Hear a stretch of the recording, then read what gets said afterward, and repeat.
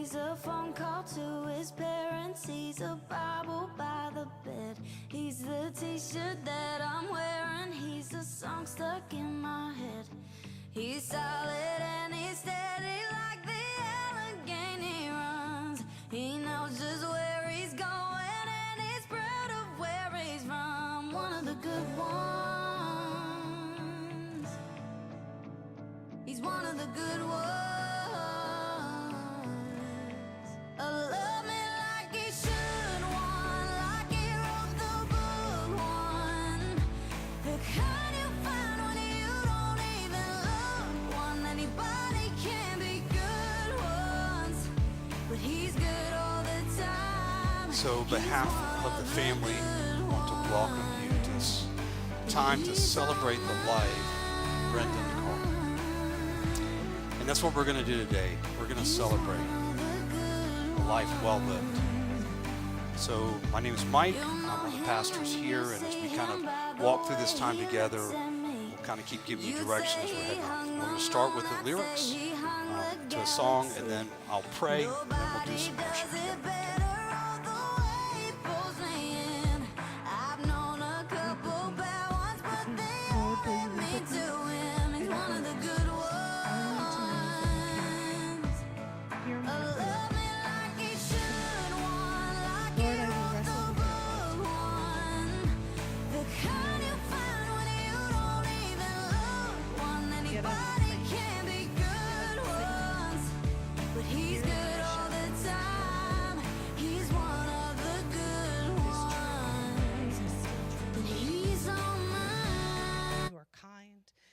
Care for this heart. Lord, I believe you weep with me. Part the seas, Lord, make a way for me. Here in the midst of my lament, I have faith. Yes, I still believe. I believe that you love me. Your plans are to prosper me. You're working everything for good, even when I can't see. You know I believe. Help my unbelief. Yet I will praise you. Yet I will sing your name. Here in the shadows, here I will offer praise. What is true in the light is still true in the dark. You are good, you are kind, and you care for my heart. Lord, I believe that you weep with me. So if you would, just bow your heads. We're just going to pray and invite God's presence to this time.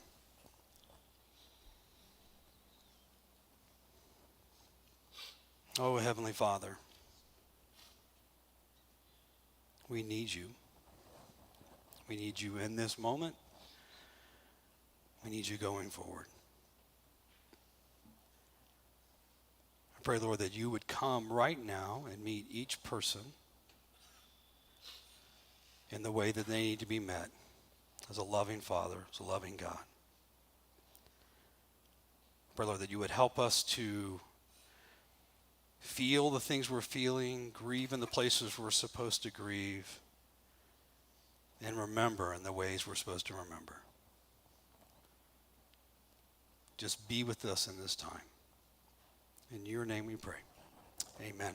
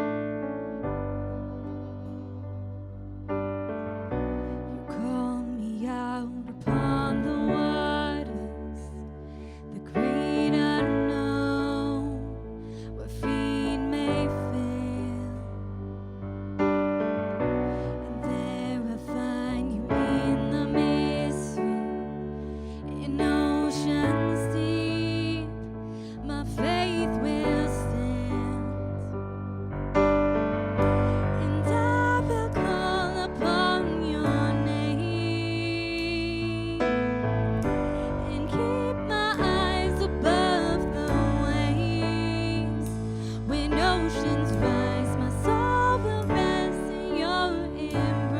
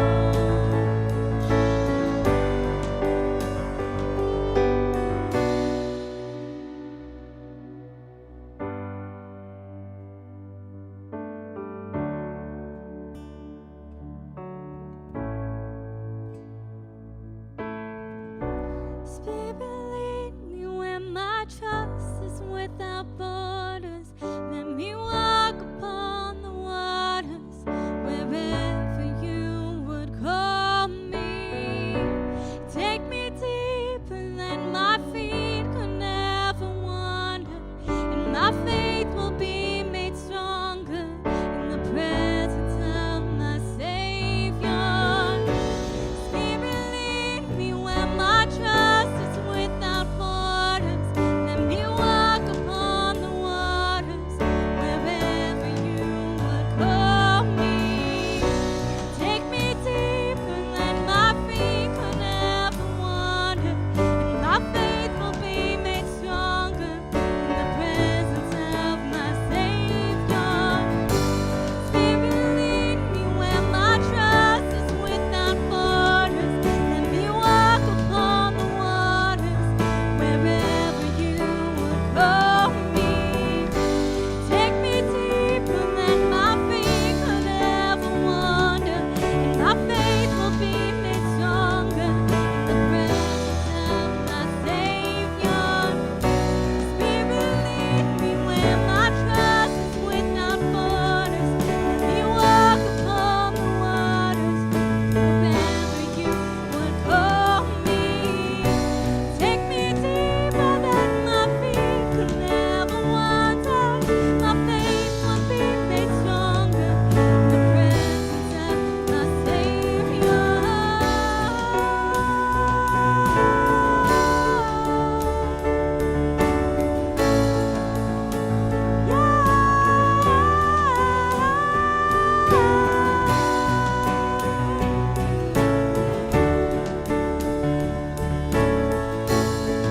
Oh, Jesus, my God, and I will call upon your name and keep my eyes above the waves. When oceans rise, my soul will rest in your embrace. For I am yours, and you are mine.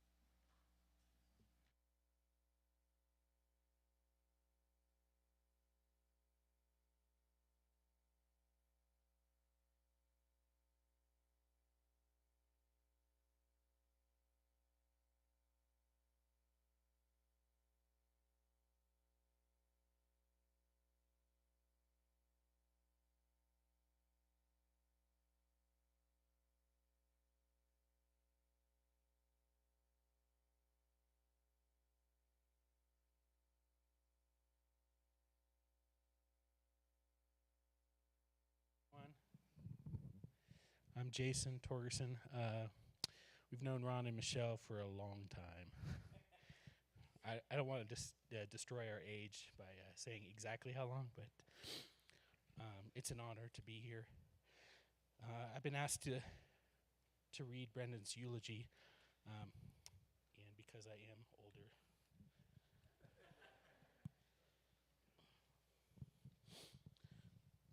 Brendan Carr, age 23 of Colorado Springs, actually age 20, today, 23, yeah. I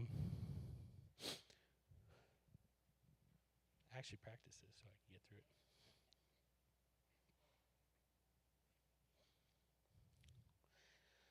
it. He made his heavenly arrival today, or on Sunday, August 21st, 2022. He was born at Wright-Patterson Air Force Base, Ohio, on 26 August 1998. I know that because I was watching that kid while he was being born. The son of Ron and Michelle Carr, He was a loving husband to his bride, Alexis, and a devoted father to his 8-month-old daughter, Bren.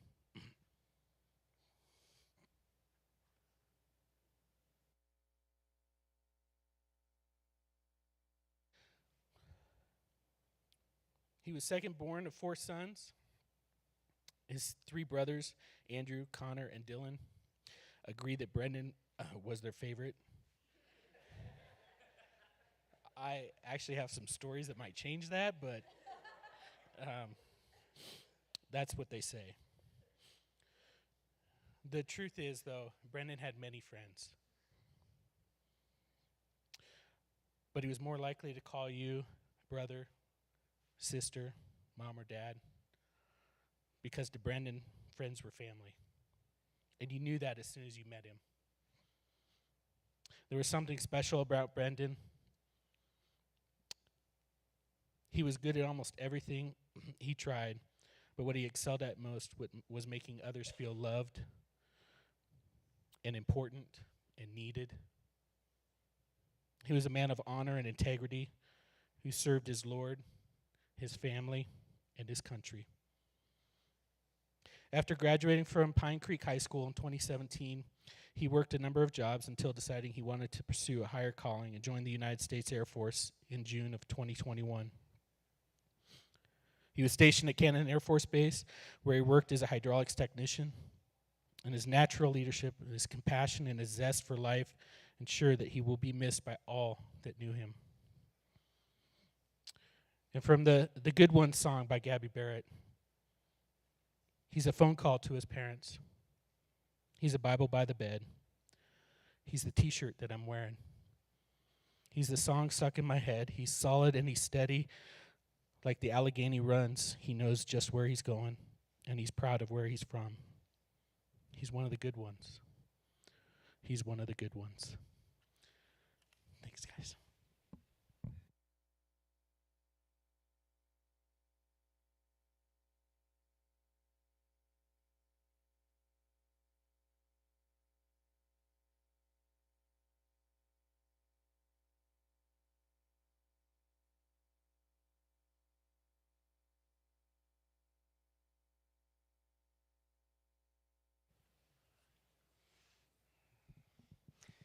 Like Jason, I practice this too,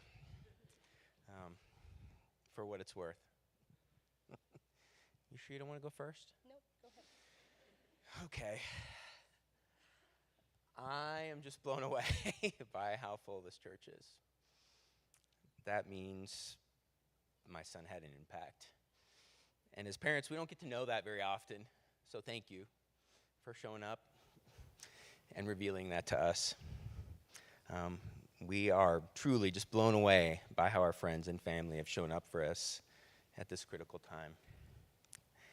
There's a lot that I could say about my second-born, but right here, right now, I just want to share a few really important things about Brendan. First of all, his name. You might not know this. It meant little raven. In some mythologies, ravens are thought to be very poor keepers of secrets. Those of you that knew Brendan, you might find that hilarious because it's so true. He was a terrible keeper of secrets. Because ravens are a talking bird, in many cultures, they're considered to be messengers or harbingers of really important matters. And I think that Brendan's life, and sadly his passing, has an important message for all of us. But I'll get to that at the end. Some of you know this, but many of you may not. Brendan was also named after an Irish saint, Saint Brendan. He was also called the Anchor, the Navigator, the Voyager, or sometimes just Brendan the Bold. And our son was so bold. Such a risk taker. Though he started off as a really shy boy, incredibly shy little boy, he grew into a young man that was not afraid to take risks, like the saint that he was named after.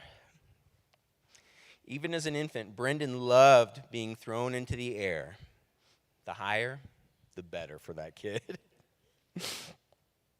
Let me see. He rock climbed, he bowled, he skydived, scuba dived.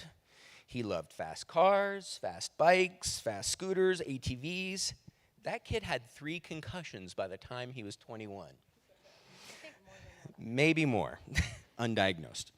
He had a dislocated elbow when he was like 8 that he asked me to reset, by the way, at home because he didn't want to go to the hospital. A broken clavicle, and then in 2019, a terrible car accident that he literally walked away from virtually unscratched. Joining the military, being willing to take the greatest risk for his family and his country. Even the way he eventually left this world, they all demonstrate this incredible comfort, almost a supernatural comfort with risk. That was Brendan. It's hard to understand, but to sort of demonstrate that about him, let me tell you a story. When I had ACL surgery in 2006, I was home on convalescent leave for weeks. My boys loved it because they were just happy to be at home with their daddy. Brendan loved to jump on me. In fact, all of the boys did. A game that they like to call hop on pop. Well, as I was hobbling past the stairs one day during my recovery, I was slammed from the side by the weight of a 7-pound boy. 7-year-old. Huh? Or a 7-year-old, yeah. So I don't know how many pounds that is. It's more than 7 pounds, yeah. Yeah, he was like 7.5 at the time. It nearly knocked me off my feet. Brendan and I both ended up being okay. It was okay. But that incident taught me something about B. He trusted his father.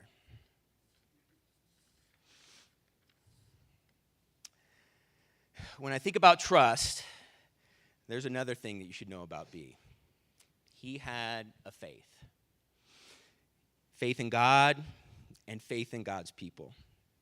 He came to his faith early as a child. He did not always have that stranger danger, let's say, that many children have. As much stranger danger as we would have liked, perhaps, as parents. Many were the leg of the person unknown to us that he had hugged in restaurants and shopping malls. But fortunately, he also had a really good intuitive sense about people, kind of like his mama.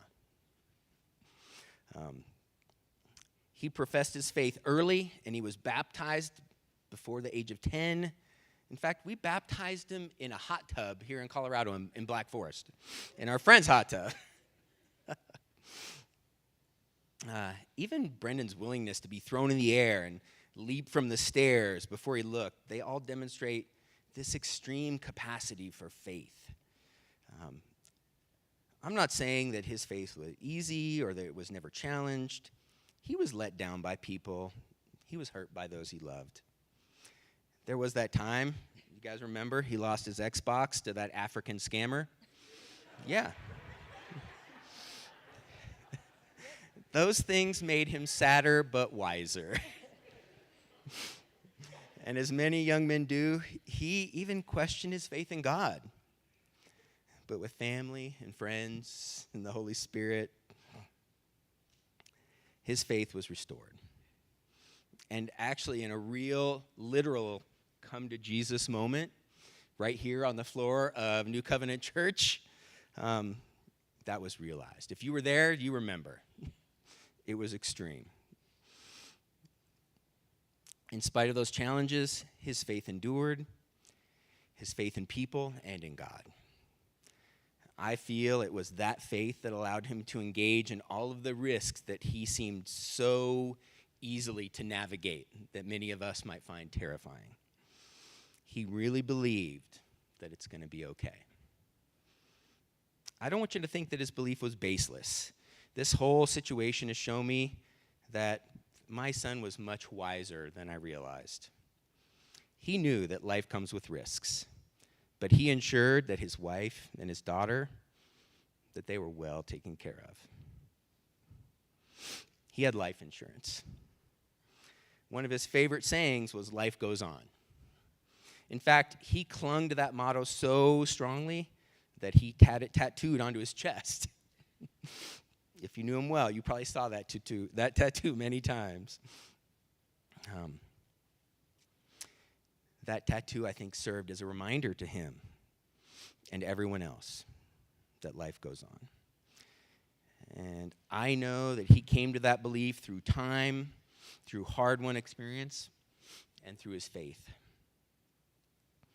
He not only had insurance on his life here on earth, but he made sure, before he was even an adult, that he had insurance on his eternal soul. Like I said earlier, Brendan trusted his father. And while I'm honored that he trusted me that way here on earth, I am elated and incredibly comforted by the fact that he understood the risks of this life we live, and he trusted his heavenly Father. And that special insurance that our heavenly Father provides through his son Jesus, because for those of us that are believers, life really does go on and on and on. So the message I think that we can all take from Brendan's life, the one I was talking about at the beginning, be bold. Take risks, but have faith and trust that it's going to be okay, because life goes on.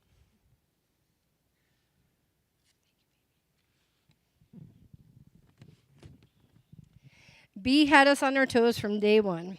He cried more in 2 weeks than his older brother Andrew did in 2 years. He was constantly on the move. His favorite thing to do was steal the toilet paper rolls from the bathrooms. We called him the toilet paper bandit. I remember one morning I was cleaning our house. I walked past the playroom where Andrew was about 3.5 at the time. He was playing. I stopped and asked, "Where's your brother?" To which he replied, "I don't know. I'm not his babysitter." I searched the house quickly, realizing he wasn't there, and started to panic. About 5 minutes later, I got a knock on my door, and there stand 3 young boys holding my 18-month-old son. They said he was at the park across the street, going down the big twisty slide. That slide was huge. Just a few months later, Ron and I wake up to a hallway full of bubbles. He and Bubby, as he used to call Andrew, had made a slip and slide in our long hallway, and were actually sliding up and down the hallway. It took my husband 10 bottles of rubbing alcohol to get said bubbles cleaned up. Not even a few weeks later, that boy shoved a CD into our diskette drive on our brand new computer, and it took us hours to get close to 100 pieces of the CD out.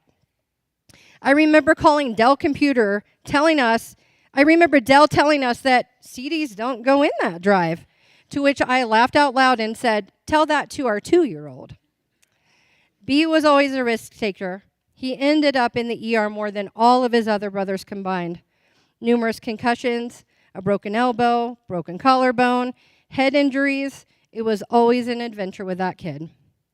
B learned very quickly as a military brat that moved every 3 to 3.5 years to make friends. From the shy little boy that wouldn't go up to the McDonald's counter to ask for his sauce for his chicken nuggets, he emerged into a social butterfly. He was always surrounded by friends, especially the female type. He excelled in almost everything he tried, from skiing, snowboarding, scootering, wakeboarding, bowling, wake surfing, swimming, and especially beer pong and cornhole. Geometry. He loved adventure. He got his motorcycle endorsement and rode with Ron and I to Sturgis for his 18th birthday. For his 21st, he and his beautiful girlfriend, now his wife, jumped out of a perfectly good airplane. He learned to scuba dive a few months ago and was so looking forward to an ocean dive with his dad and brothers for our family's Christmas vacation. B was 1 in a million. That boy loved with everything he was. There was never a doubt in anyone's mind how much he loved you. It was at the core of who he was. And man, that smile, the one that Dad and I paid thousands of dollars for, the one that lit up every single room he was ever in. B was a lover. He loved his beautiful wife and baby girl more than anything in the world. And I, his mama, got to be the first receiver of that incredible, fearless, fierce love. B, I am so blessed and honored that God chose me to be your mommy. You taught me so much about life and love in these last 23 years. I have so many beautiful memories I will carry with me forever. I know I will see you again one day. But until then, I will carry your incredible legacy of love with me every time I look into your beautiful daughter's eyes. I love you, B.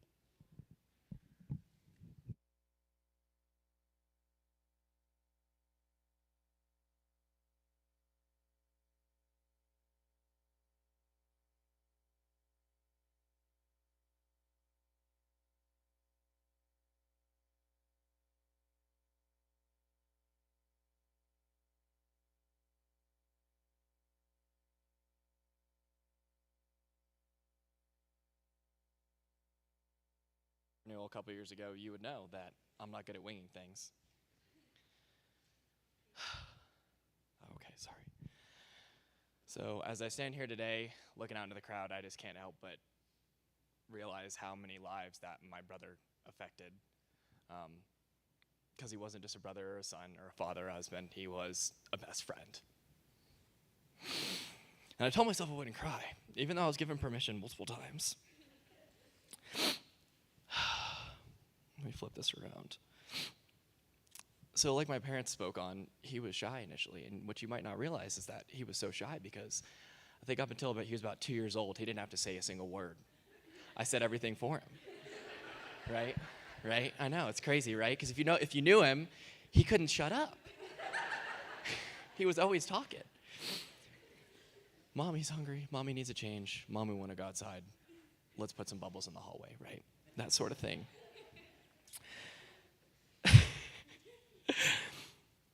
If you know me and my brother, you know that we kind of drifted apart in our teenage years and we weren't as close as we probably should have been. And I know that could be said for a lot of people here. But what really brought us together was cars. And that became a huge part of mine and his life. And I'm sure many of his car friends that are here can attest to that. Like a big brother and like a little brother, he had to copy everything I did, which looking back was not always the greatest thing financially or physically. So I got a Focus, he got a Fiesta. Crashed the Fiesta after Jaden crashed my Focus. I got a GTI, he got a GTI because he felt the need for speed. I, however, was smart and I stayed away from the two wheels. I remember many, many nights where we would end up arguing with something and then be like, you know what, screw it, let's go to Dutch Bros. 2 o'clock in the morning, Mom's like, where the hell are you guys going? We're going to Dutch Bros. Yeah, but it's 2 o'clock. Yeah, no, but we need caffeine, right? Or the countless nights spent in the freezing cold garage with Jaden, working on the cars, doing just anything we could to get our hands dirty, right? And so cars is what really brought us together. And I wish I could have spent more time working on cars with him. I even told Alexis that once she takes over the car, because Alexis is keeping the car, we had to keep the memories alive. I said, I'll schedule a time to take the parts off, because you're not going to drive it that fast. And she said, no, but I sure will try. And it's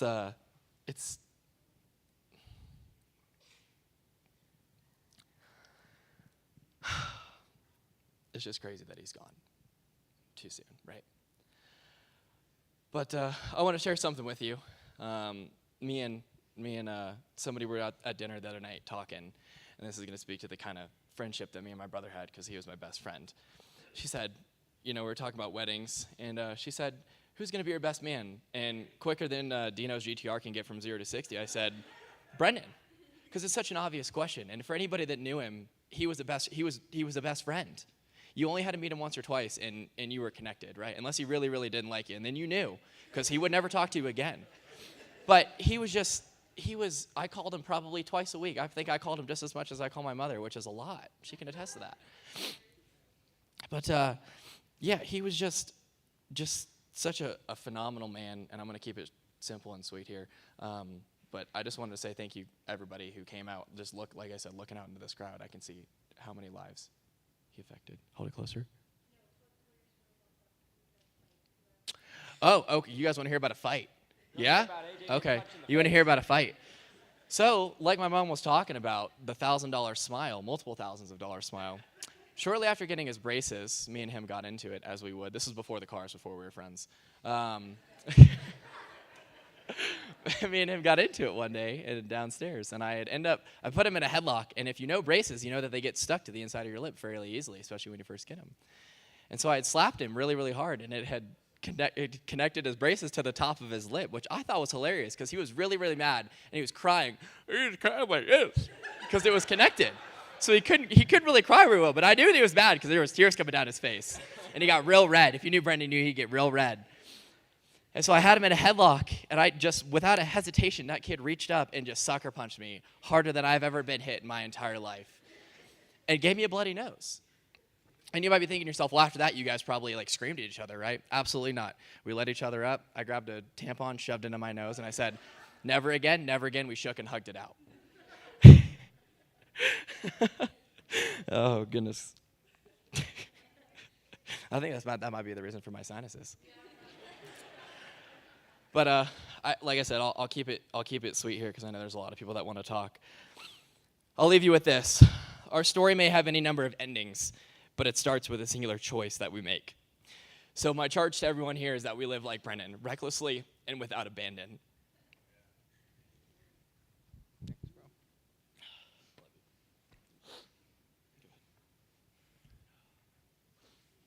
Hi guys, thanks everybody for coming out to this. I know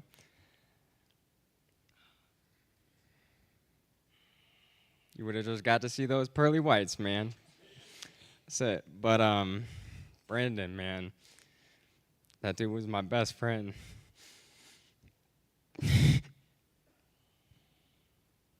My best friend.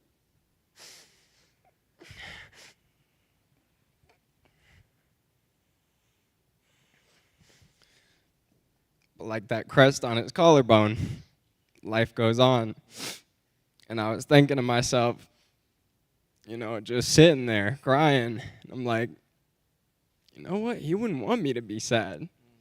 He would want me to go get all my friends, all the people that he loved, I loved, everybody, and just make a party out of it, because that's how his life was. It was just one big party, man. And he lived like that every day.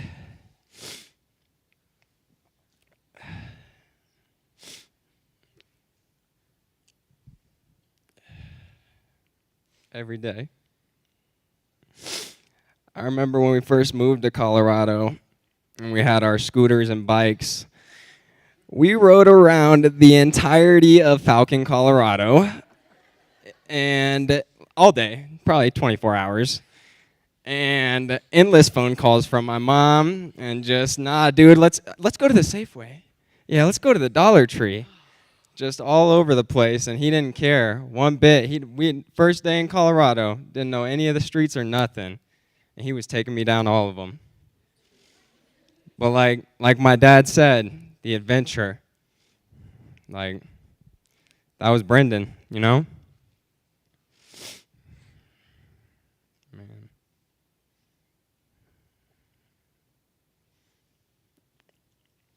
And one other thing I'd like to talk about was just the attractive personality he had. So attractive. Even if you didn't want to like him, you kind of had to like him.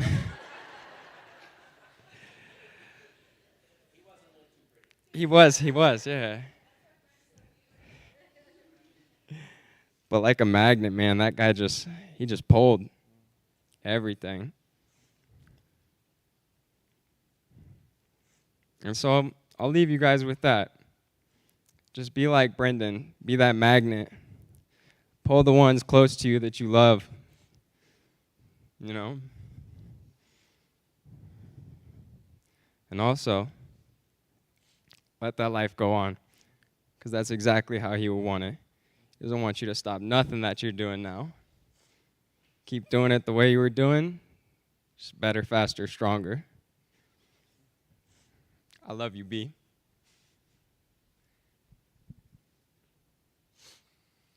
All right, I actually whipped up a little something. So a few days ago, I was hanging out with Jamari and Connor. They were going to get their suits. I already had plenty of bright, flamboyant clothing.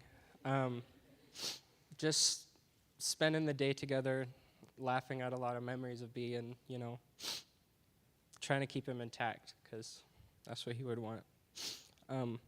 Absent-mindedly, I said something that's been kind of sticking with me till right now. What I said was that B was once a year, every single day. If you knew him, that probably makes a lot of sense. He gave out enough love in a single day to last people a year or more, so much that they would be overflowing and have to give that love back out to other people and continue the chain as it goes.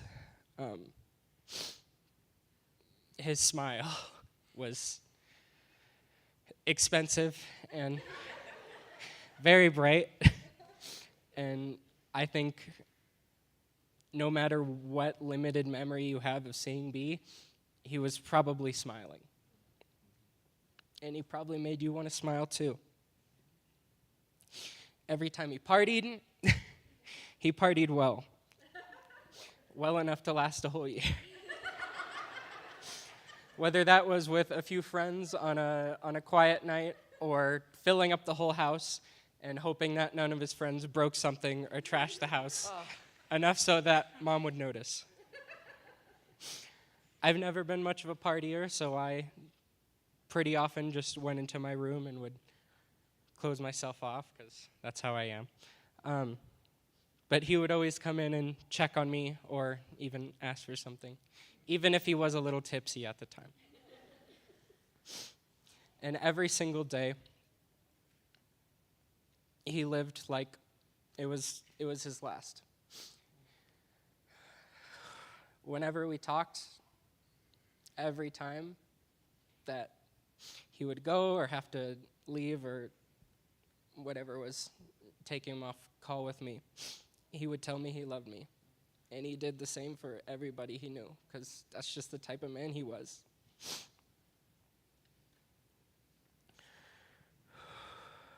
I don't have that many things to say about him, I guess, because he was pretty much the same man wherever you knew him from, which I think says a lot about him as a person.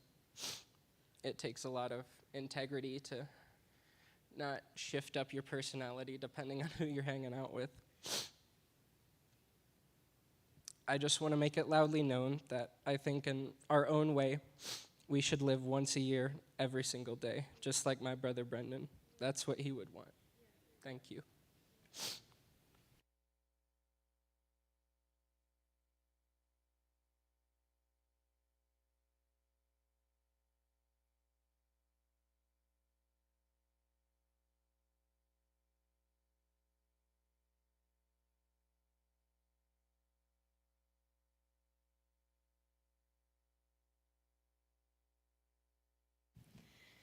I'm just throwing this out there before my speech.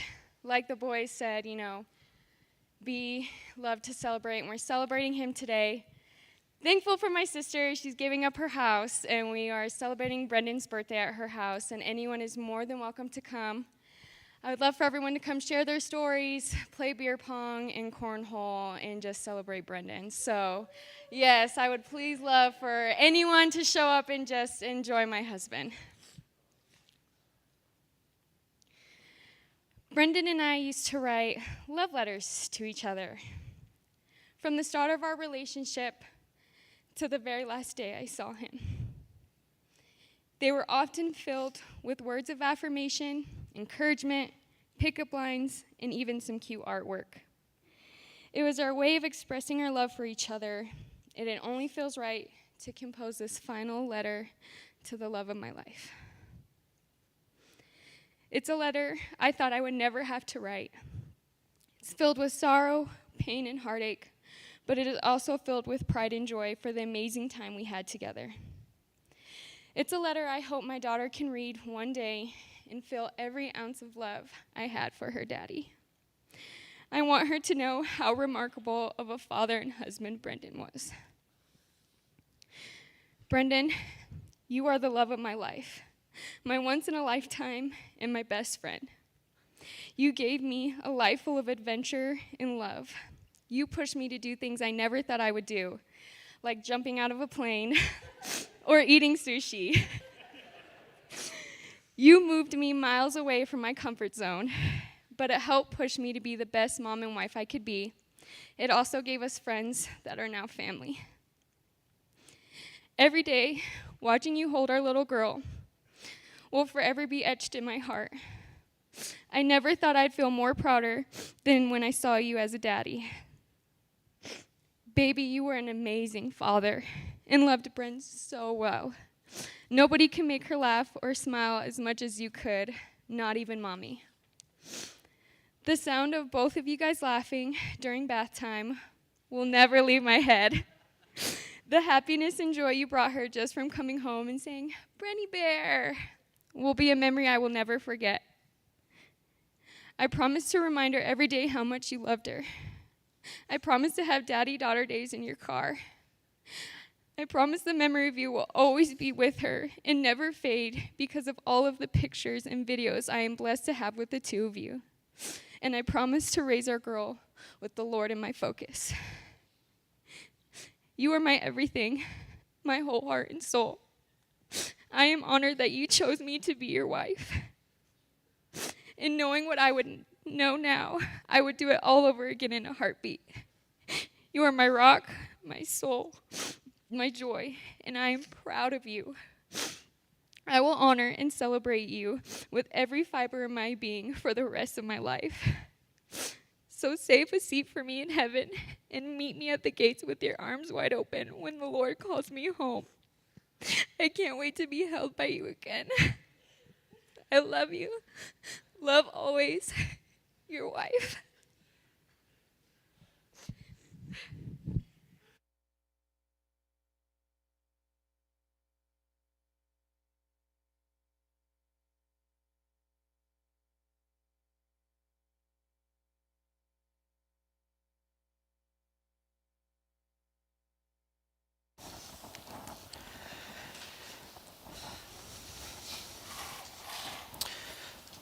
Thank you, family, for sharing.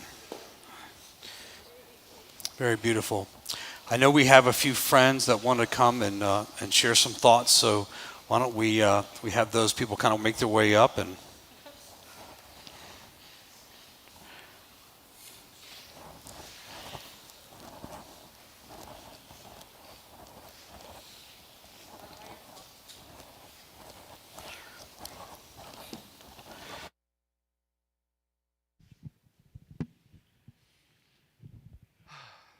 Hello, everyone.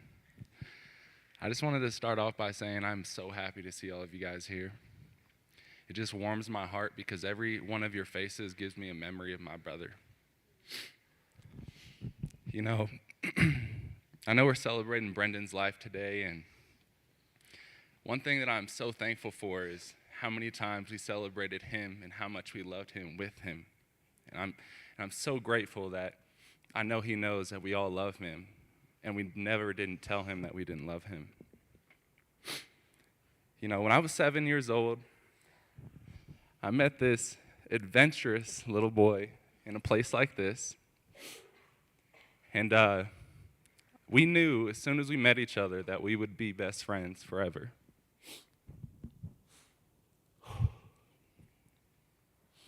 We have so many stories that will last a lifetime with all the boys that we will forever be able to tell.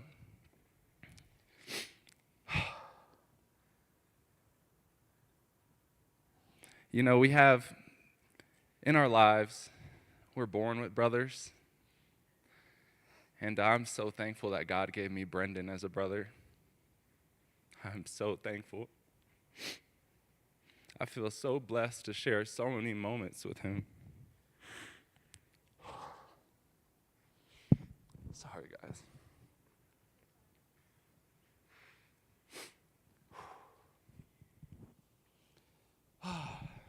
So I want to tell a little fun things about Brendan. When we were kids, we always were up for an adventure. Whenever we were with Brendan, it was an adventure. He was always daring me to do these crazy things, when we were kids. Skate parks, scooters, dropping in, and I'll never forget what he told me when we were young. We had a Bible camp growing up. And I never dropped into a scooter before, dropped into a ramp before with the scooter.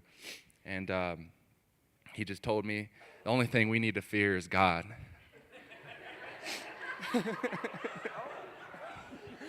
Hit the brake.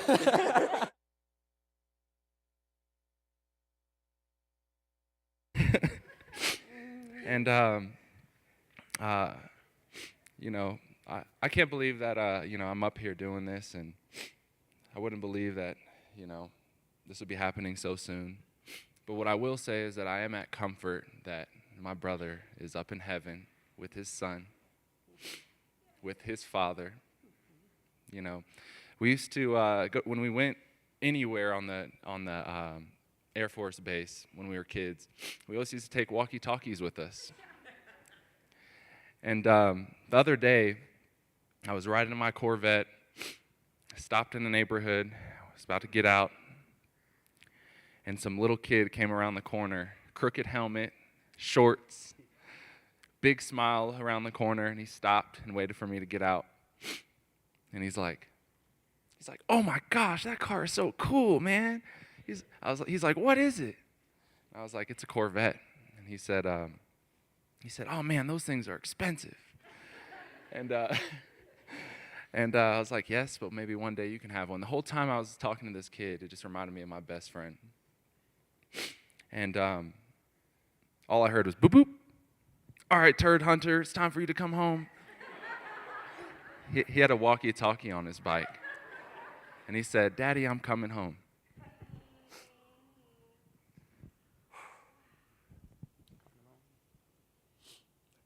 I could be up here all day. I love that man. I'm so grateful for him. I'm so grateful for all of you guys and all the moments we got to share together with him. I know there's so many people in this room that love him and will always love him. We have so many memories that we'll be able to tell generations to come. Love you guys. Thank you so much.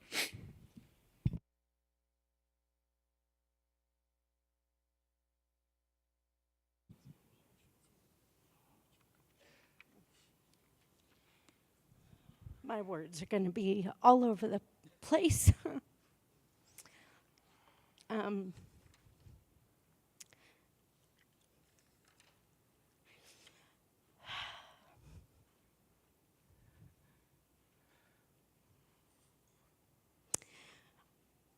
wrote this as I had just arrived to work this week, and I felt like I didn't have time to really let it all out. And my boss walks up to me and says, "Are you okay?" And I could barely even stand. She said, "You're not working today. Follow me."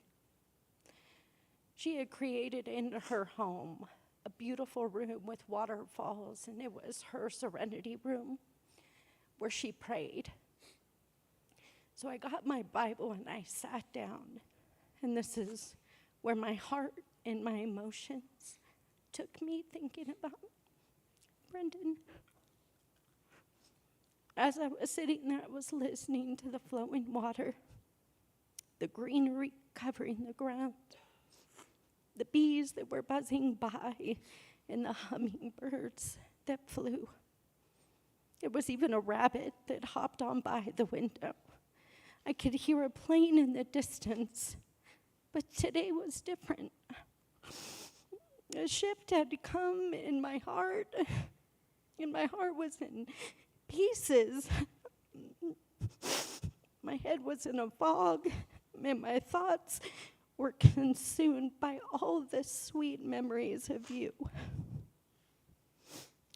I can feel your hugs. Your hugs was like it was going to be the last hug you ever gave. It was tight, and it was always long. Your smile said so much without saying anything. It literally lit up the room, and it could change any mood. Your thoughtfulness was always shown. Mom, let me get that. Mom, you shouldn't have to do that. How are you, Mom? Holding doors for me, surprising me with lunches on a whim. I'll miss you. I'll miss you walking through the door saying, Mom, what did you make today? Do you have any homemade pickles? Or cookies? What's for dinner? Sometimes you didn't stay long because you had the next pizza delivery to go to. But I would just love to share one last moment again. Son, you've always made me nervous with the love for speed, but your face would light up every time you got a new car or you modified it. So all I could say was, please be careful. Your love for babies was such a delight to watch. Again, your face would light up, and it was as if you had years of training. How you held them, played with them. You were natural and created to be an amazing daddy. Your sense of style, fresh. White boy with some soul. B, it was an honor to be your second mom, to watch you grow up, to be an incredible husband, a daddy, a friend, a big brother to Cheyenne and Bryson. I am blessed to have witnessed your accomplishments. You said you were going into the military, and you did. I'm glad I didn't hold my breath. But you did it, son, on your time, and it was perfect. I believe it was God's perfect time. Those young men gleaned from you. You were appointed to be the light, encouraged, and led by God. You were promoted there, and many lives have been changed because of you. We all knew you would be the first to become a daddy and the first to get married. Son, you chose a gem. Oh, Jesus, help me.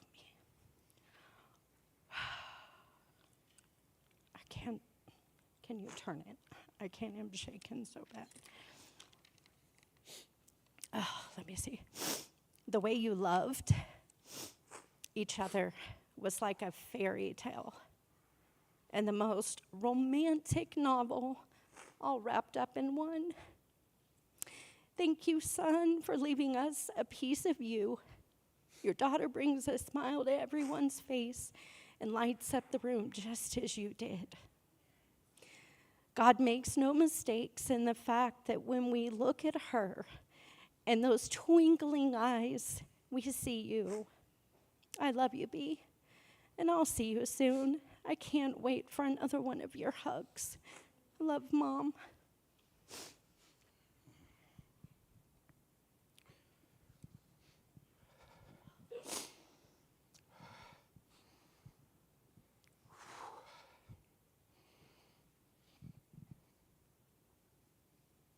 This room is so full. Thank you all for coming.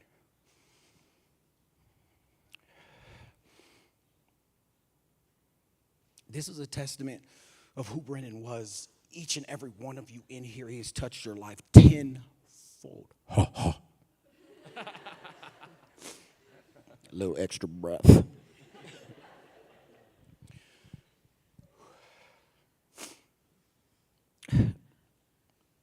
I wrote a little something. It's short, though. Long story short. Right?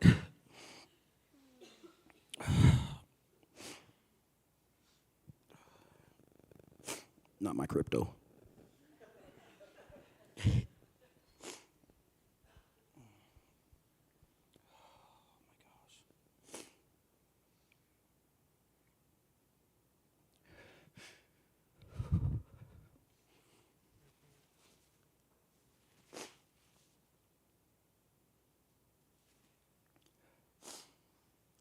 what can I say about a man who loved God, his family, and kids?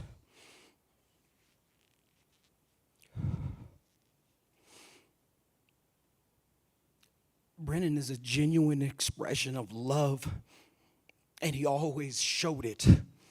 Everywhere he went, he made sure that you understood that he loved you. He didn't just say it, he meant it, and he showed it. He would come to our house, and I would hear someone rattling on the knob, and I'm like, who is that? So I'd go over to the door, and I'd look outside, and I'm like, it's not a burglar. It's Brendan. He had a key. And I just, it just always tripped me out how he'd try to get the door open anyway, without the key. But I would go and I'd open up the door and he would come inside and he'd just spend time with us because that's who he was. He would make sure that he spent time with people. If he knew you and you were his friend, he'd make sure that he would make time for you. He would make sure that he would conversate with you. He would talk with you. And he always asked me questions just to grow as a young man. He had his parents, absolutely. But if you guys didn't know, I'm his second dad.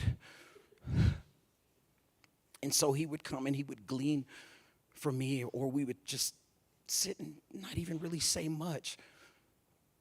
It was just for him to be in my presence and to hang out with us. Brendan was a phenomenal person, inside and out.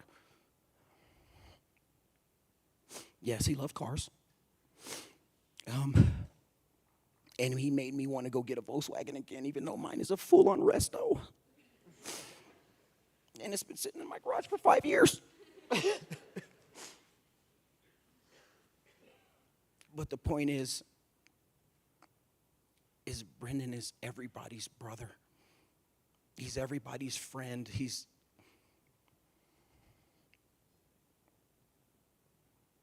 was the best thing that life has to offer in friendship and brotherhood and fatherhood.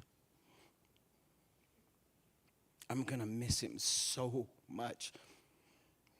He would just call us out of the blues. The last time he called me just so I can see how big Brendan is getting. And show me some neon something. I don't know what it was.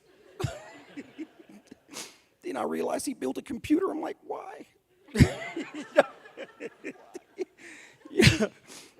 like, it's a game. Exactly.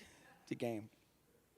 One thing that I loved about Brendan is he would reach out to Bryson or Jamari, wherever he was at, and they would play games together. They'd be anywhere in the world, it didn't matter.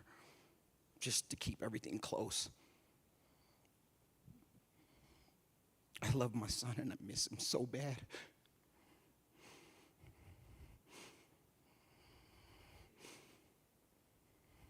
Because I'm not going to see him come over anymore or jingle on the doorknob and try to get in without a key.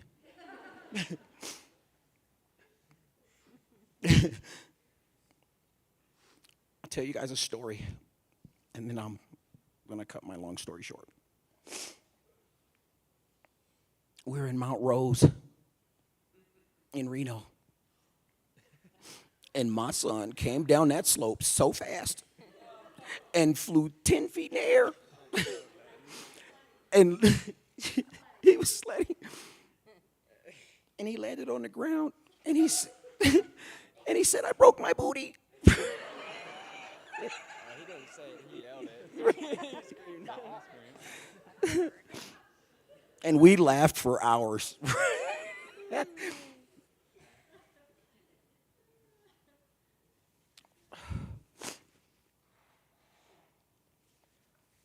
The one thing that I want to say about Brendan is that his presence will forever be missed. And I want everybody, when you leave here today, to hug the ones that you love. Keep them close. The scripture says that tomorrow is not promised. So live today like it's your last day. And love like it's your last love. And hold on to the people who you genuinely care about because they are important. They are the most important. We're about relationships. God is about relationships.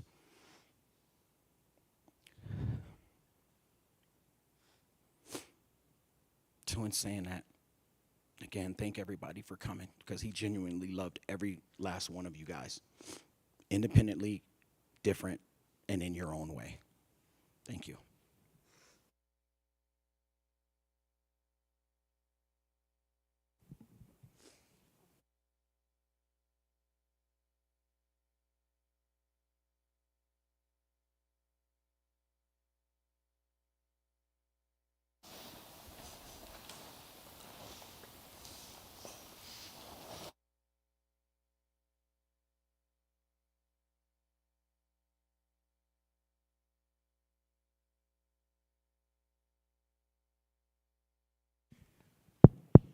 Hello, friends. Hello, family. My name is Cole Rogers. This is my beautiful wife, Madison, James Temperio, Christian Gomez, and Bartholomew Eichhoff, also known as Bartley Bear. I got some I wrote, and kind of captures everything that my relationship was to this man. So here we go. I remember the first time we met, I came outside while you were cleaning that microwave-looking car of yours and offered you a weird pecan beer. We ran out of beer, so I thought of the next best thing, a vodka water. When I suggested that, you told me that we would get along just fine. That same moment, Maddie held 3-month-old Bryn for the first time, and she quickly fell asleep in her arms. From that point on, either Maddie and I were at your house or you and Alexis were at ours. You are a direct reflection on your family. Since I met you, you greeted us with open arms, as has your family that I have had the pleasure to meet. I wish there was more time, the things that we could have accomplished together, the places that we could have gone. I'm so happy to have known you. You are by far one of the greatest people I could have ever had the pleasure of knowing. I will never forget you, brother. You are the strongest heartstring in my soul, next to Maddie, of course. The smallest gestures have just shown that you truly care. I know that has only been about 9 months or so that we have met, but to me, it's been the most important. One thing I have found the most quirkiest about you is the fact that you still ride a scooter, dude.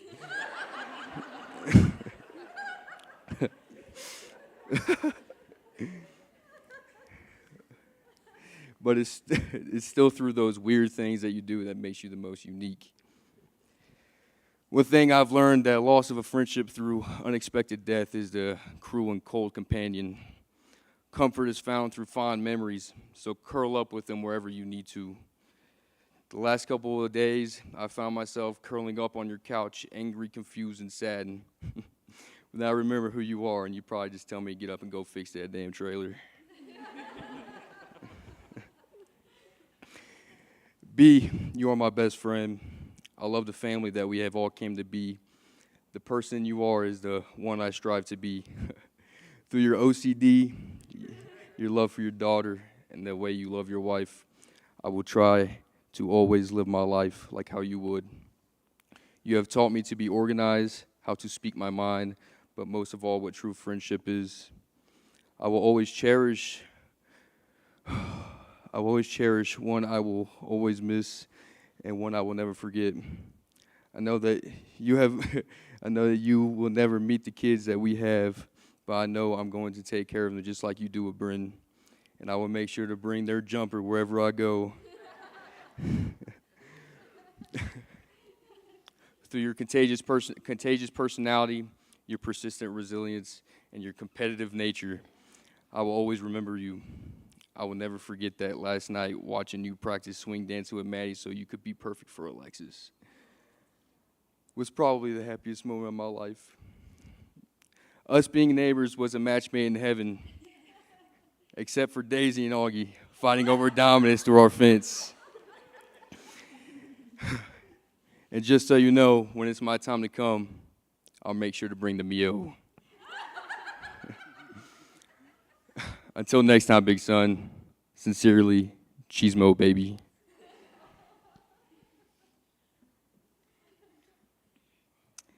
My first impression of B was when they first moved to Cannon. There are literal next door neighbors. Like, you can hear the music through the walls. And the first time I met him, I heard his car pull up, and my first thought was, great, another loud car in our cul-de-sac. And like Cole was saying, the first time we ever actually went out there and met them, I saw Alexis, and I was like, okay, but there's a baby, so it's okay.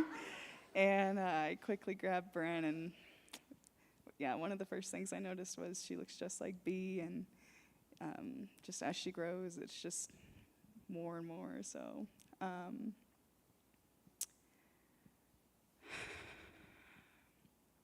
the next thing that I noticed about B was it was Alexis's birthday, and he had asked Cole to ask me if I was okay watching Bryn, and of course there was no question in mind. And he came over and gave her to me and gave me a list of instructions to follow, and what to do if she does this or that, and what time to feed her, and if she does this, try this, and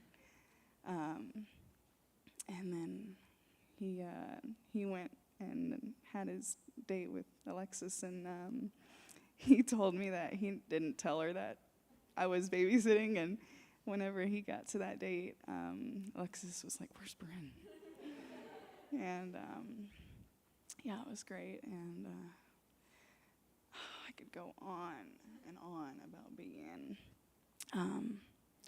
There's just one thing that'll always stand out to me is how much he loved Alexis, and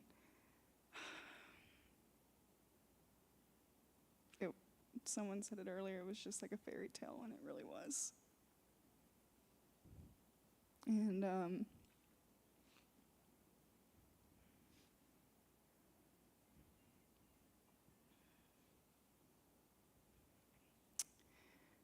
my last memory with B was the swing dancing, and it was the sweetest thing in the world, and it was a great moment. And before we started dancing, he asked me if do I trust him, and I didn't know he was gonna flip me, so I said yes. And then he flipped me, and that was crazy. And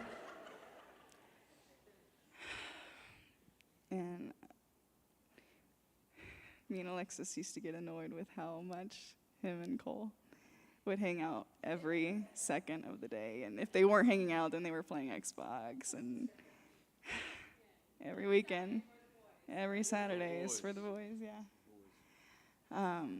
He was the definition of the verse, "Love thy neighbor," and he took great care of us.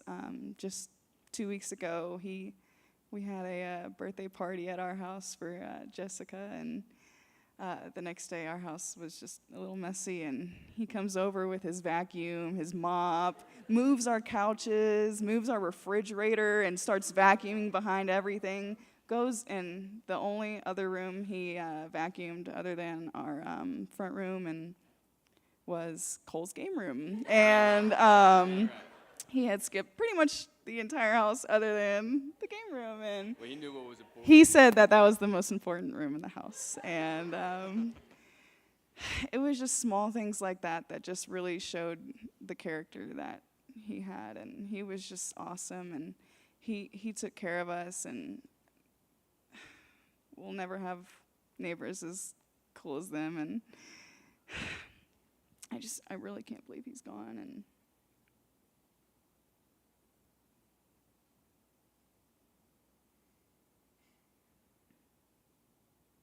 And earlier I was thinking today's his birthday, and I was just thinking, what would we be doing if he was here? And I think we all know what we would be doing. So, yeah, we would be celebrating. And then last weekend, one of the first things he said to us when he ran into our house is, my mom's coming next weekend, so we can go to Lubbock and we can go clubbing. And he was so excited. And man, every time that there were plans for his family to come visit, he talked about it nonstop, and he was so excited to be with his family again. And he was so family oriented, and that's just so important to have. And it's just such an amazing quality. And he was such a good person. He was awesome. He was second to my husband, one of the greatest I've ever met. And he knew how to make anybody smile, and there was never a dull moment with him.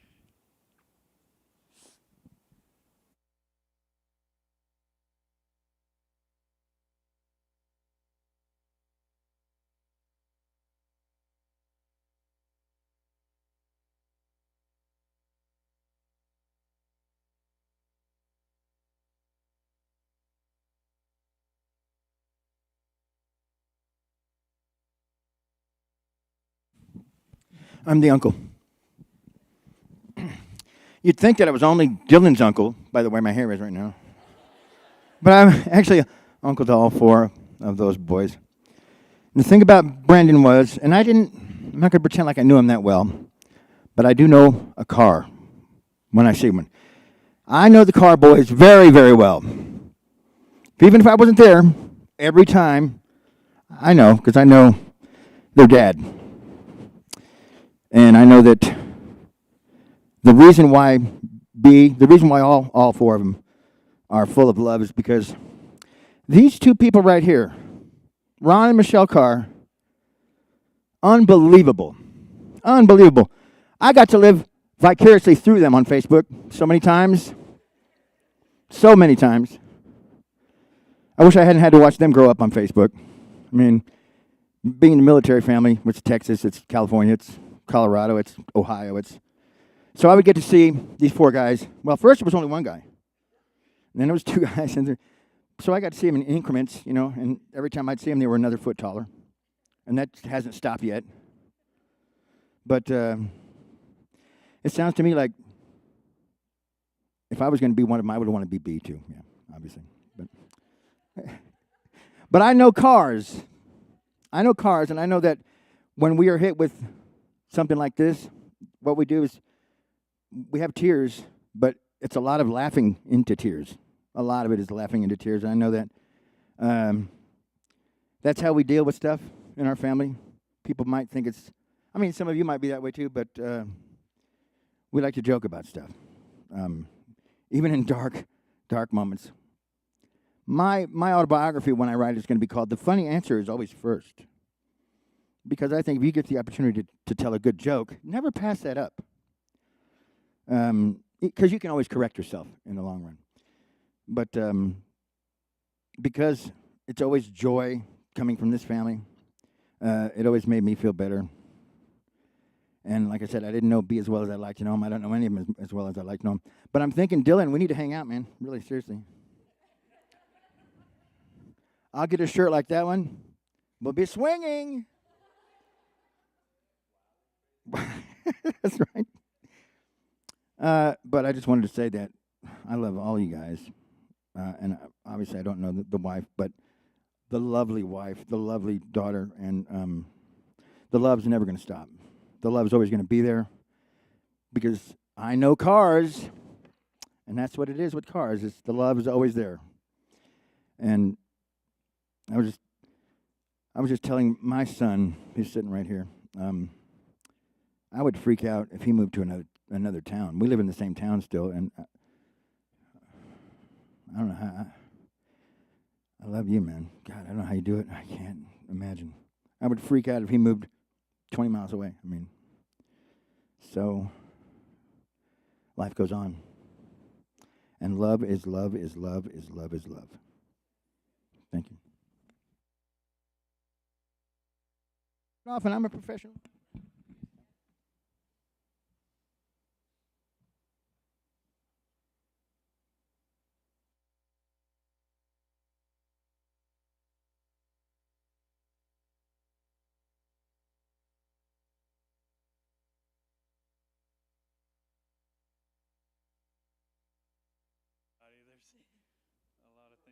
said that I have two.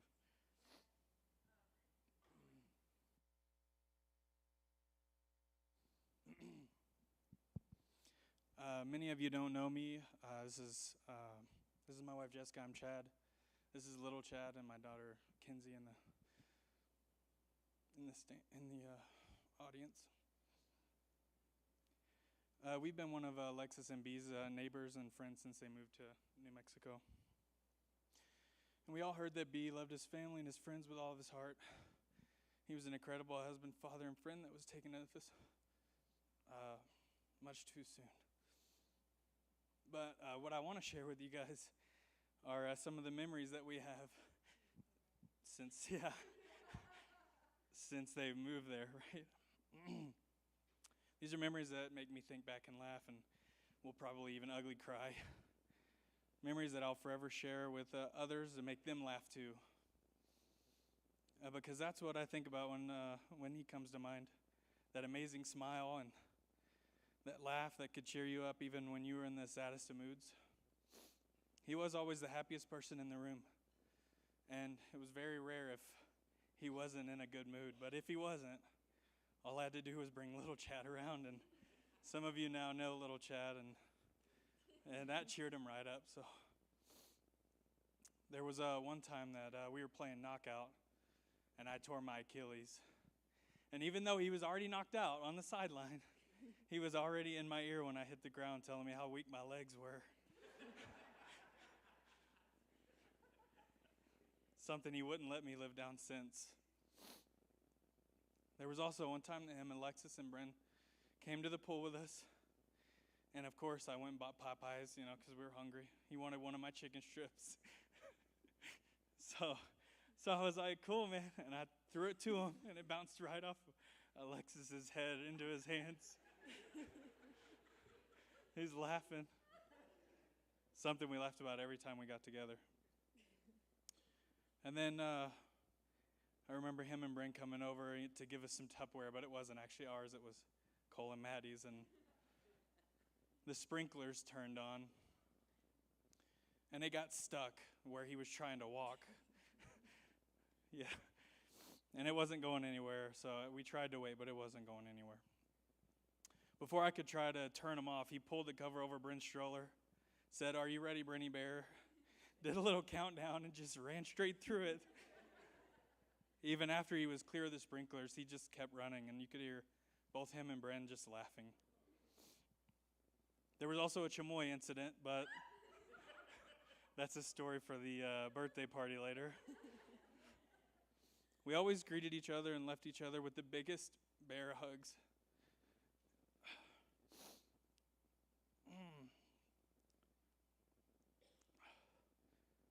The last time before I gave you the last bear hug, everyone says, he's a big partier, right?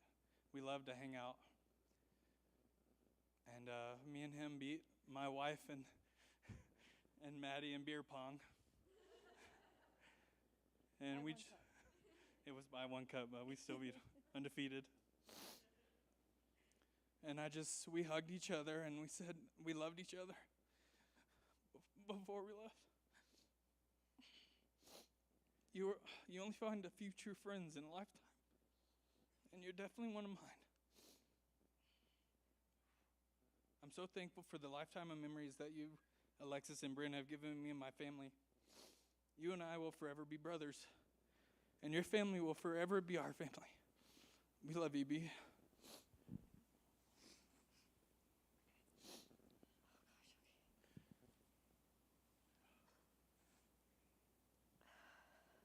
I'm going to try and talk. The one thing that I can remember last that it was fun and not party. I mean, it was kind of a party because it was 4th of July. And I just remember our kids were so excited, and they were, being so sneaky.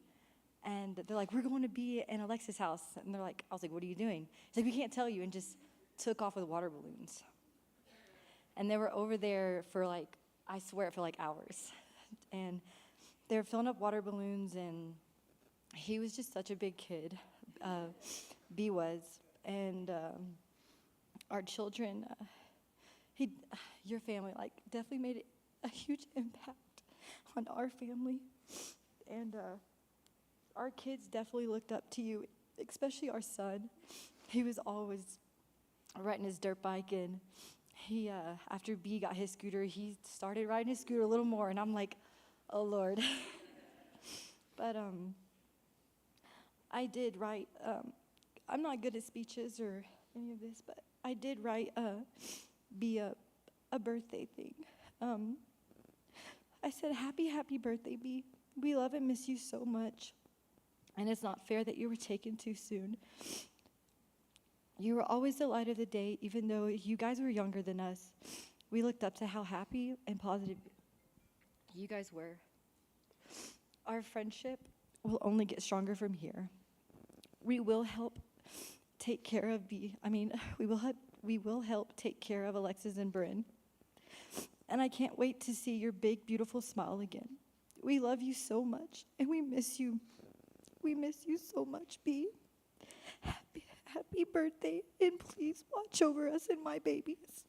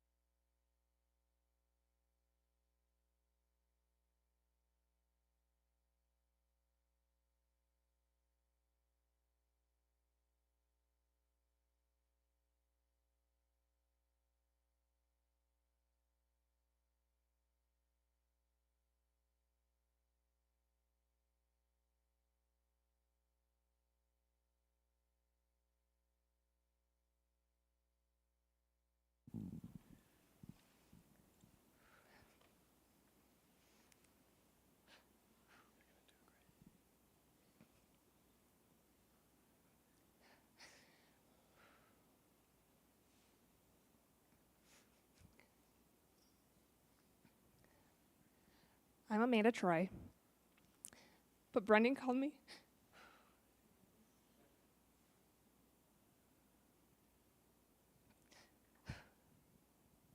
But Brendan called me Miss Cassidy.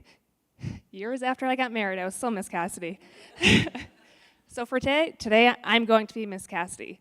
I can remember the last time I saw him. It was a number of years ago. He just comes marching in my room. He goes, Miss Cassidy! And if you know me, I'm not a big hugger. But he comes up to me, and there's no chance I could escape. He just embraced me, and I hugged him. And it was like I felt like a celebrity. And that's just what he did. He made you feel like a celebrity. And so if you don't know, I had the honor and the blessing of teaching Brendan in 7th and 8th grade. And he was one of those students. He was just one of those people who just impacted your life in the best possible way. Brendan and his whole family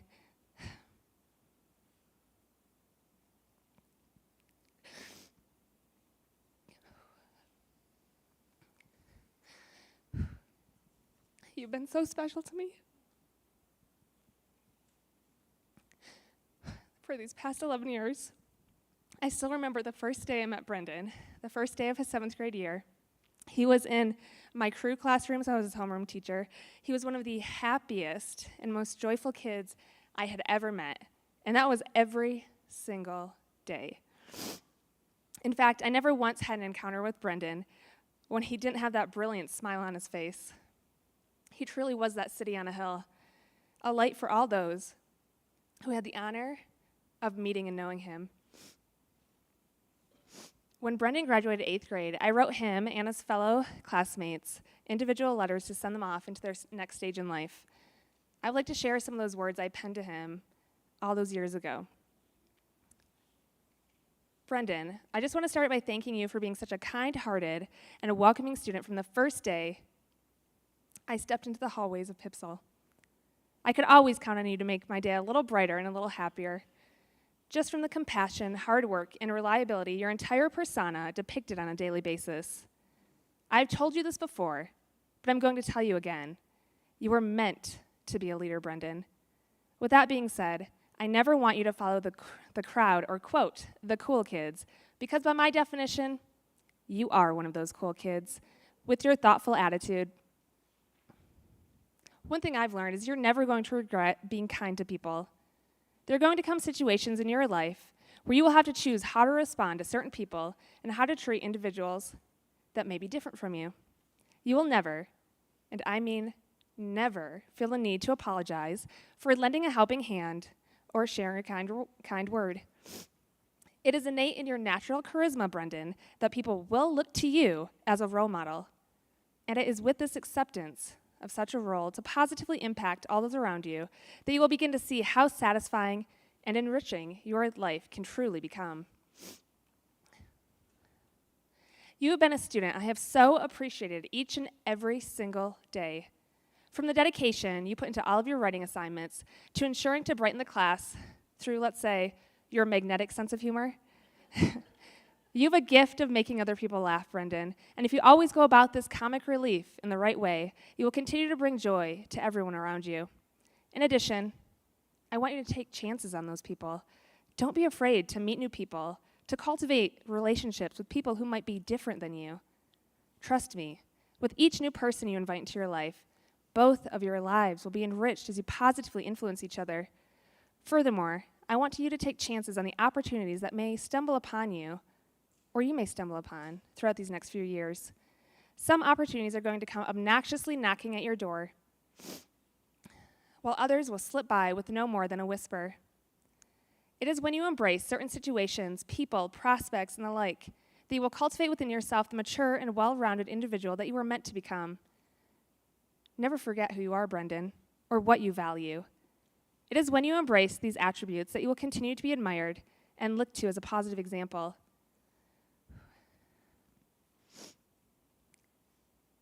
It is with full faith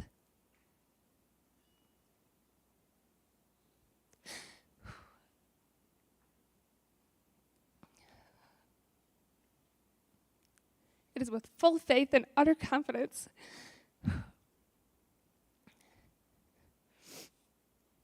that you are going to do great things.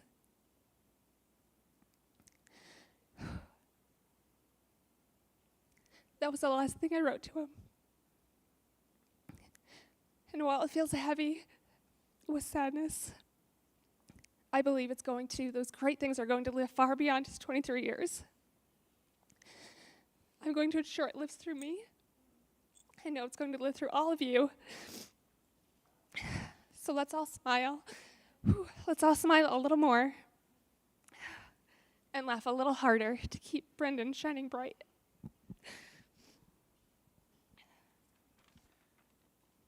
Hi, I'm Mr. Troy. I'm the reason she's not Miss Cassidy anymore. I had the honor of teaching Connor and Dylan. I actually didn't get to teach Brendan. He was in like a different group when I first started. And he was in the cool group. But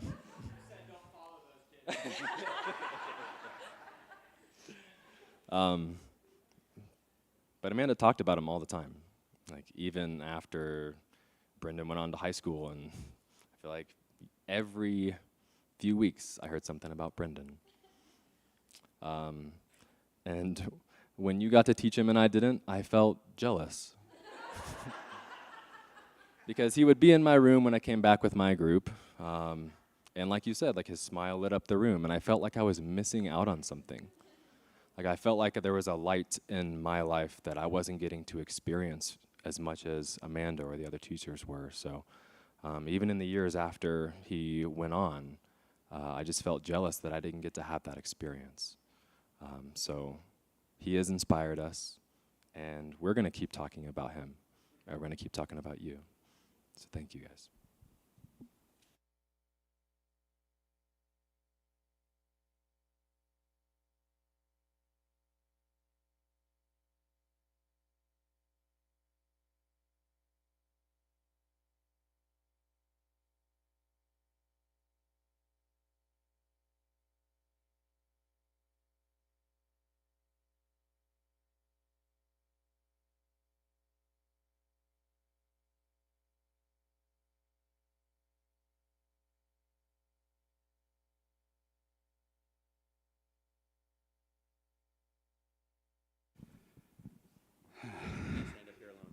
Thanks, bro.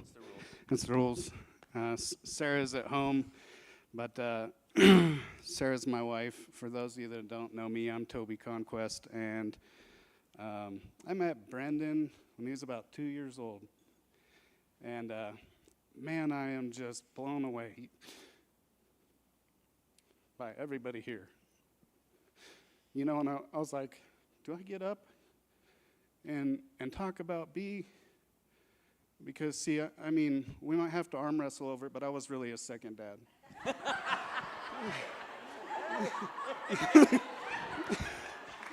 You were a second dad first. I was his second dad first, because and here's what I'm sitting there going, man, what am I going to say about B? And I can tell all the same stories. I can tell about the time we laughed so stinking hard in the car we had to pull over. We could not even just make it back home. The time we went hiking and somebody threw a dog, or yeah, the time we went hiking and somebody's pants tore, and it wasn't good. We can't remember whose pants those were. We don't talk about that. But you know, we were really good friends with the Carrs, and then they moved to California, and I remember when they came back, and we met at Golden Corral, and little B looked at me, and I mean, he was so shy. He really was then. He really was. And I remember him looking at me, and his biggest question moving back to Colorado was, are they going to like me, Mr. Toby?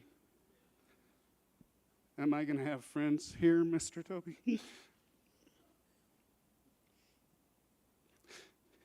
That's why I got up, because I remember that question. Yeah, B. He did okay. Yeah. Yeah.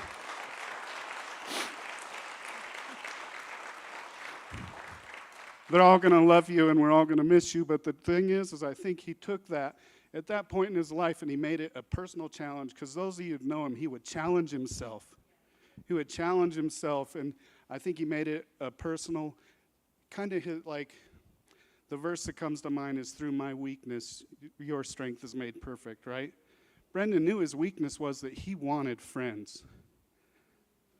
He wanted friends. I remember that.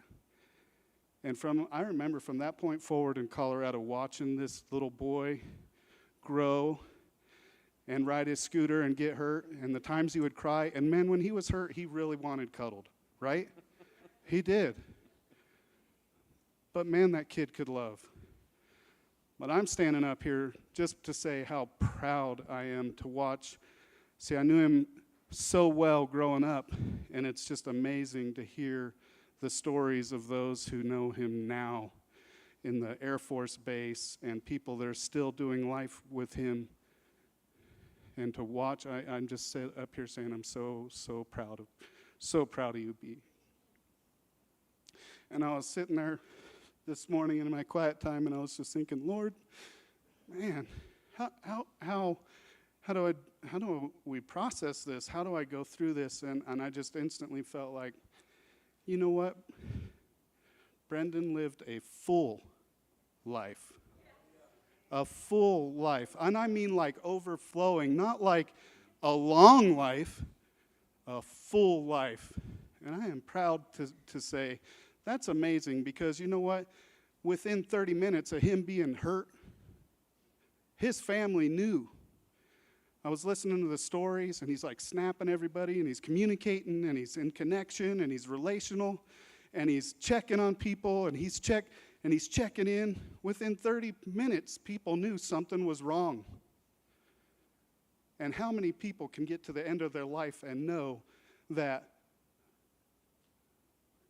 within 30 minutes of an accident, there's somebody on my doorstep, somebody all blowing up my phone?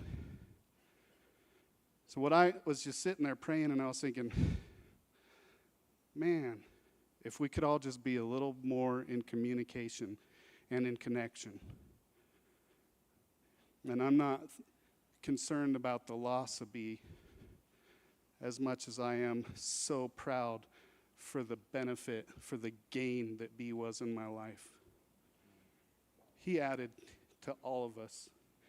Be added to the room he was in, be added to your relationship, be added to cars, be added. Be added to the room. And I am proud to say what an amazing little boy I met that grew into a full man, not a guy. He was a full man. And he loved well. He loved God. He loved his family. He loved his wife. He loved his daughter. I just wanted to stand up here and just say, I am so full because of the full life Brendan lived, to be able to say how proud I am of such an amazing man.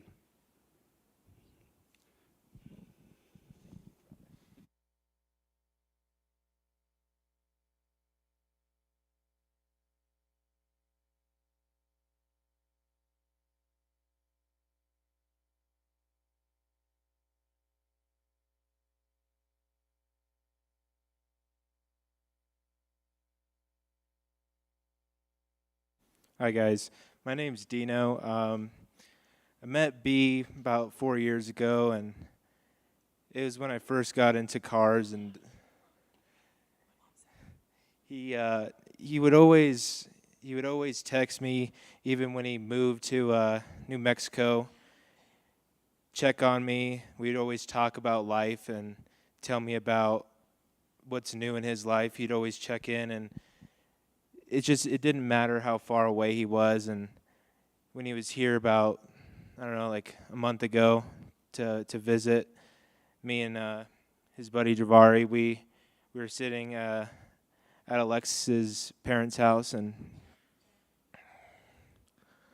I was holding his little girl and just watching her laugh and watching him smile, and it was just amazing to see like how he went from his younger years, and now he had a child. He always showed me, and we talked about, he always inspired me on how to treat a woman, and it's crazy to me that it happened so fast and the impact he made. And there's not many people like B left in this world, and genuine friends don't really come too often.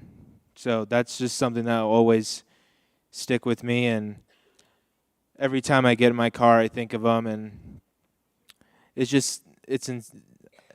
people like that don't really come around, and I'm just thankful I got the chance to meet his family and meet him. And it's always like he texted me when I was down or needed help, like he knew, and like everyone was saying, he just rubs off on you, and I'm just thankful I got the chance to meet a guy like that. And like people said, he's a full man. He really, it's cool to see how people grow in different ways, and he grew in the right direction, and he definitely he's a role model, and I looked up to him, and I'm just, like I said, I'm thankful. So I love you, B, and I'll always remember you, and you'll never be forgotten.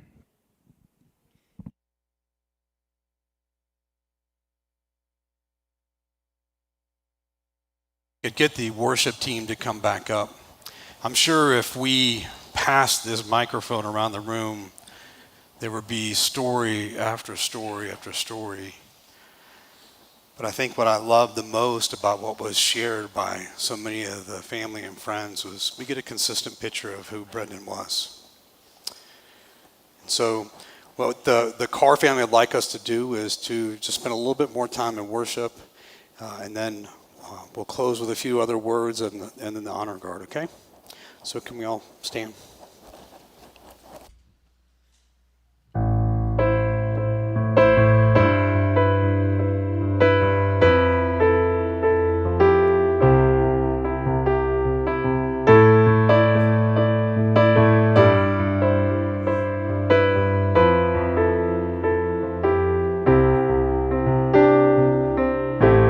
Before I spoke a word, you were singing over me.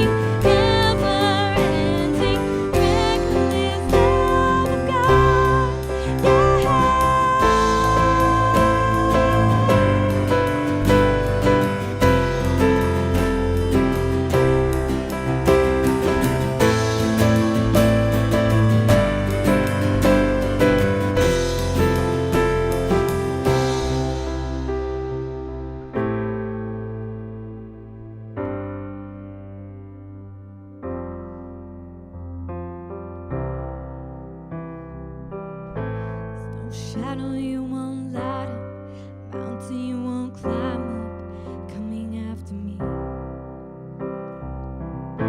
Snow wall you won't kick down, lie you won't tear down, coming after me.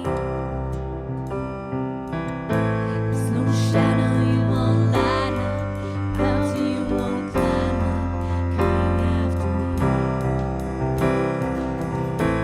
Snow wall you won't kick down, lie you won't tear down, coming after me. Snow shadow you won't light up, mountain you won't climb up, coming after me. Snow wall you won't kick down, lie you won't tear down, coming after me. Snow shadow you won't light up, mountain you won't climb up, coming after me. Snow wall you won't kick down, lie you won't tear down, coming after me. Oh, the overwhelming, never-ending, reckless love of God. Oh, it chases me down, fights till more, but leaves the 99. I couldn't earn it, you don't deserve it, still you give yourself away. Oh, the overwhelming, never-ending, reckless love of God. And oh, the overwhelming, never-ending, reckless love of God. Oh, it chases me down, fights till I'm found, leaves the 99.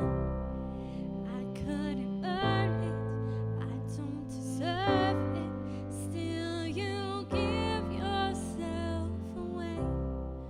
Oh, the overwhelming, never-ending, reckless love of God.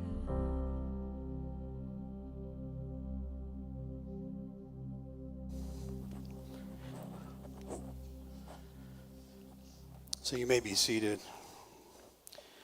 The Carr family, I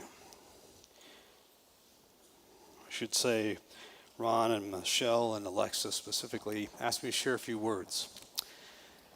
And I think what's fascinating for me is even preparing, it feels like the theme of what's been shared by different stories all fit together really well. I'm not just the pastor for Ron and Michelle.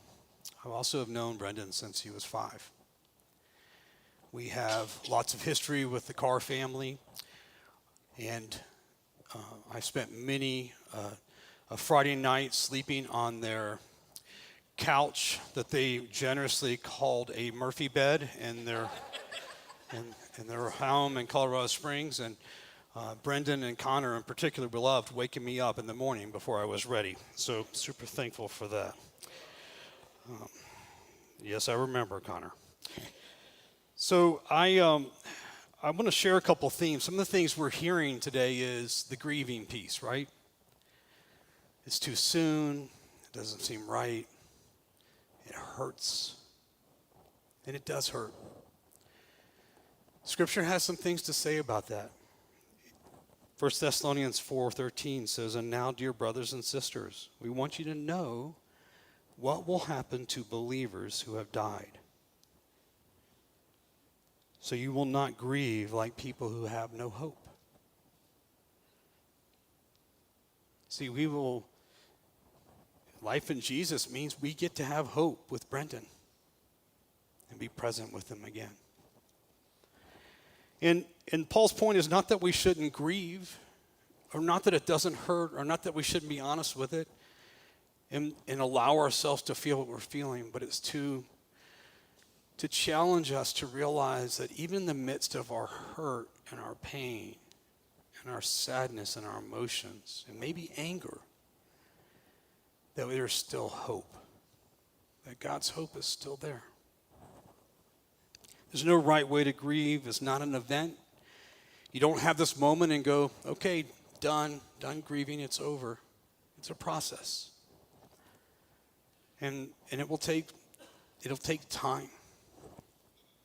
Even Jesus shared in the grieving, and he wept in John 11 at the death of Lazarus, his close friend, who he was about to raise from the dead.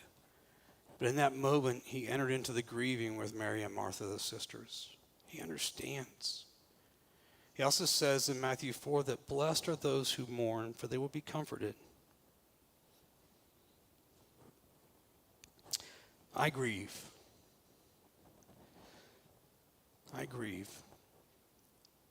My wife and I had the privilege of walking Brendan and Alexis through premarital counseling about 1.5 years ago. And it was a beautiful time to live with him in that part, in that season of his life. And it hurts. And you know why it hurts? It hurts because we love.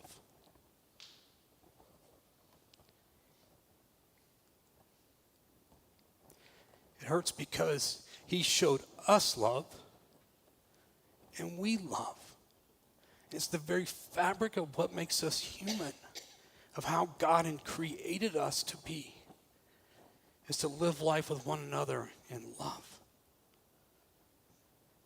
So don't look at this grieving process as something that you just kind of want to shake off and move past. I encourage you to link in, feel it, and let others around you hold you in place. And be honest about what you're feeling. Brendan was full of life. We've heard lots of stories about that, right? Connor used the word magnetic. I like that word. I was going to say he was one of those people that people just gravitated to. They just Brendan was in the room. Everybody kind of started moving that direction. And he wasn't, at least the Brendan I knew as he got older. Toby, I love the way you shared that story. I do think there was something that drove him. But as I watched Brendan grow, and I think you would agree with this too, and is that he didn't even try to get people to like him. He just was kind to others. And so they wanted to be around him. They wanted to be around him. And it's attractive. Kindness is attractive. Did you know that? It's incredibly attractive. If you knew him, you liked him, because he treated you and others so well.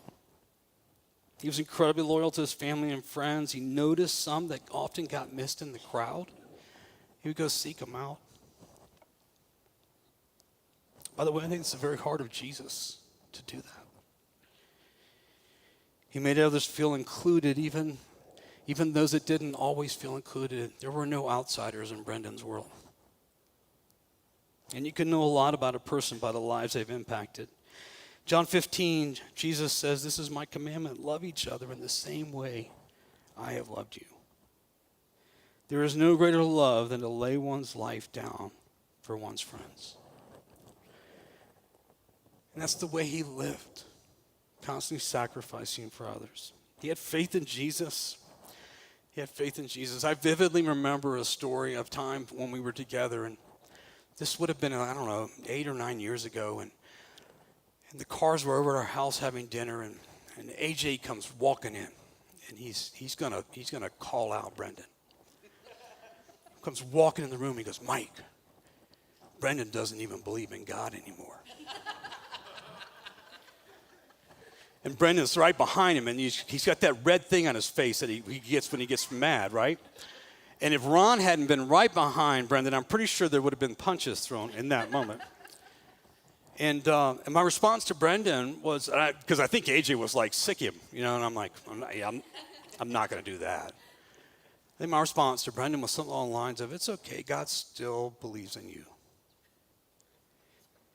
And then I remember not just a year or two later, watching Brendan have this encounter with God where he was literally lying face down in the back of the sanctuary, worshiping God. Face down. There's no doubt Brendan had faith in Jesus. I think it's important for us to tell that story. And here's why I want you to hear this. Is that having doubts, having questions, having moments and times of struggle, having frustrations, they don't keep you out. It's the song we just sang that God actually comes running after you. His reckless love, his reckless life. Brendan wasn't pushy about his faith. However, he lived out the greatest commandment, particularly the second part. You must love the Lord your God with all your heart, all your soul, and all your mind. This is the first and greatest commandment. The second is equally important. Love your neighbor as yourself. See, the way we live matters. The way we live matters. He lived a life about other people. He showed that over and over again. But here's what's most important is the why we live matters even more. The why. So you may think to yourself, man, I could just be a better person like Brendan. I don't think that's possible without Jesus. I think his life with Jesus drove him to see everyone. There were no outsiders in his world. There was nobody outside of his gaze. There was nobody who couldn't be his friend if they were willing to be. And I think the why matters incredibly. And in case you're wondering, hey, Mike, I'm not sure you really knew Brendan. Oh, I knew Brendan. Yeah, I knew Brendan.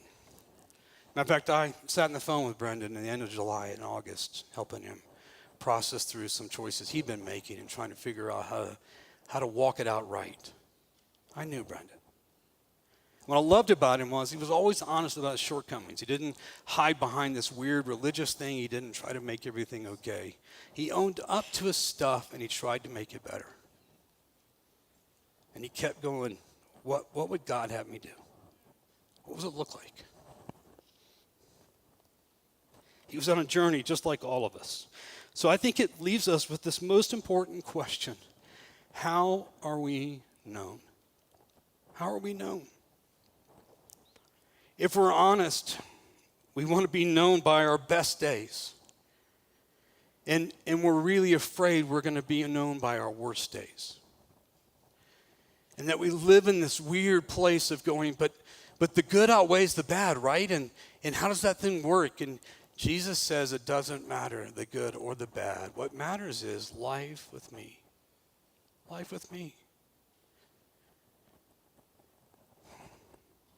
When you think about Brendan, you may have memories of some of his best days, some of his best moments, as some of what was shared. Maybe some of you were present for some of his worst days. Jesus says you're not measured by either, but only by him. One day, someone will be talking about you at your celebration of life service. And I'm sure that they will say things about you that are great stories and great moments and great memories. But what I want to challenge you is, will your story be one of redemption found in life with Jesus? So here's how we're going to finish this time together. We're going to invite the honor guard up, and they're going to present honors. And then we're going to finish with one last song. And then I'll just close this in some prayer. So with the Air Force Honor Guard, please come.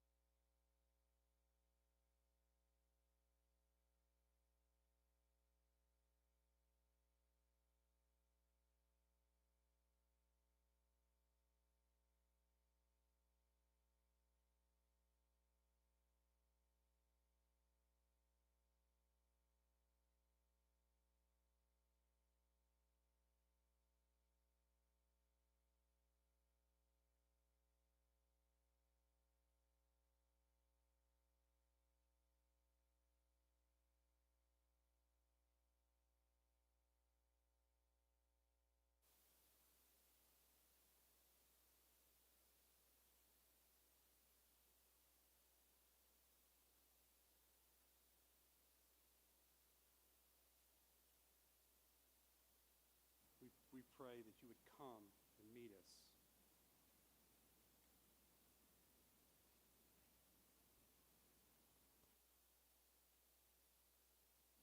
In our pain, Lord, meet us in our hurt, meet us in our grieving.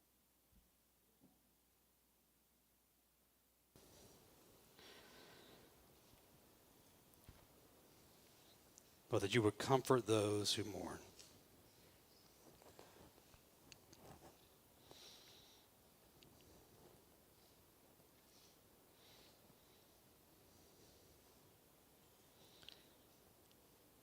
Lord, I thank you for the life that Brendan lived to the full, for the way that he loved others, went all out. But most of all, Lord, I thank you that he is yours.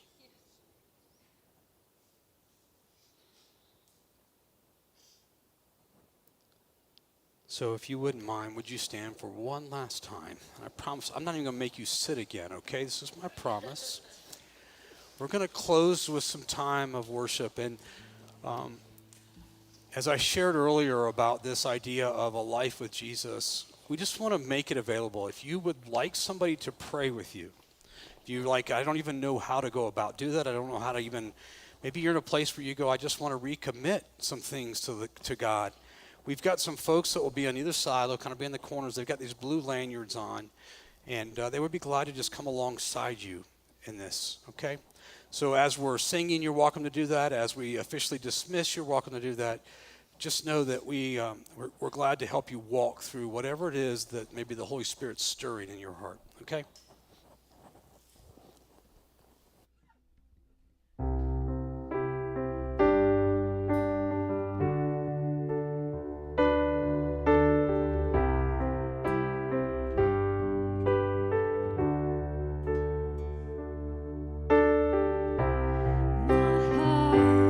Is breaking in a way I never thought it could.